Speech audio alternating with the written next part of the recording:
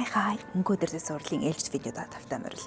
Энэ миний 4-р сарын хувийн санхүүгийн удирдлага ямар байсан талаар хуваалцах мэдээ шүү. Дэвтэр дээр ер нь нийт дүгнэлтүүд бол гаргачихсан. Тэгэхээр орлого болон зарлага маань ямар байсан ярилцж эхлэх бол нийт орлогын 858%-ийг цалин хөдөлмөрийн хөлс, 4458%-ийг үйл ажиллагааны орлого, 3934%-ийг хөрөнгөний орлого, хөрөнгө борлуулсан шилжүүлсэний орлого 614%, бусад орлого 135%-ийг бүрдүүлсэн үзүүлэлттэй бай. Ер нь 4-р сард яг юм үйл ажиллагааны орлого их юм креаторуудын хувьд бол эрчимждэг сар байгаад байдаг.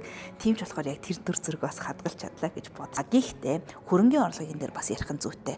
Бараг нийт орлогын 5/4-ийг бүрдүүлсэн хөрөнгөний орлогод бол хөвчлэн ногдол ашгууд бол орж ирдэг. Та нар хэрвээ хөрөнгөний зах зээлээс хувьцаа эзэмшдэг бол ихэнх компаниуд өмнөх жилийнхаа ашгаасаа ногдол ашиг хуваарлдаг. Дараа жилд нь хуваарлдаг. Хинхтэй дансыг бол ихвчлэн 4 сард яг хит хийж орж ирдэг байхгүй юу. Тэгэхээр тэр маань бол яг 4 сард орж ирсэн учраас хөрөнгөний орлоготой сар байлаа. Гэхдээ дараа жилийн 4 сар хүртэл өдөөс бараг дахиж иймэрхүү юм орж ирэхгүй. Тэгэхээр орлого талдаа бол happy.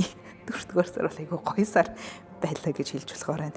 Бусад сарууд яг ямар байгааг мэдэхгүй. Гэхдээ ямар ч нэг энэ оныхоо өнгийг тодорхойлуулсан байхаа гэж найдаа. За зардалталтаа үзэх юм бол нийт 4-р сард гаргасан зардлын маань 2341%-ийг эрүүл мэндийн зардал, 19.3%-ийг аялал, 1654%-ийг хувийн хэрэглээ, 10.98%-ийг татвар шимтгэл, хоол хүнс 985%-ийг, чөлөөт цаг 905%, тээвэр шуудан харилцаа холбооны зардал 575%-ийг, гэр ахуйн зардал 421, харин бусад зардалтыг 92%-ийг бүрдүүлсэн үзүүлэлттэй байжээ.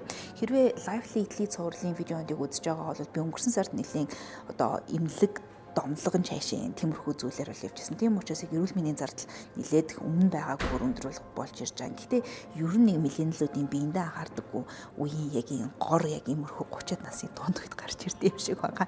Би тэгээ арай нэг хариуцлагатай насанд хүрсэн хүн болъё гэж бодоод өнгөрсөн 4-р сард нэлийн бас интермед рүү орд нэлийн үзлэг хийсэн байхгүй. Тэгэхээр энэ зардал бол ялцчгүй миний яг илүү эмчийн үзлэгийн төлбөрүүд болоод нэлээд олон шинжилгээний төлбөрүүд бас гарч ирсэн учраас 4 сард бол ингээд иймэрхүү миний хамгийн том зардал эрүүл мэндийн зардал болцсон байна. Нэмээд бас дундуур нь нөгөө ажиллаар томилтоор Филиппин руу шивчээд ирсэн влогонд байгаа шүү. Тэр үеэр гаргасан зарим зардлуудыг бас ишигээ оруулсан байна. Ихэнх мэдээч хэрэг зурц будал болоод нислэгийн зардал бол байгууллагаас ч юм уу цаанасаа дагтчихсан байгаа учраас энэ илүү миний хувийн аяллаа үеэр гаргасан зардлууд гэж хэлж болно. За бусад зардлуудын хувьд ер нь хэвийн сар байлаа гэж хэлж болохоор байна. Тэгэхээр 4-р сар маань нэг юм байна. Та нарын хувьд 4-р сар чи ямар сар байсан бэ? Комментээр хуваалцаарай.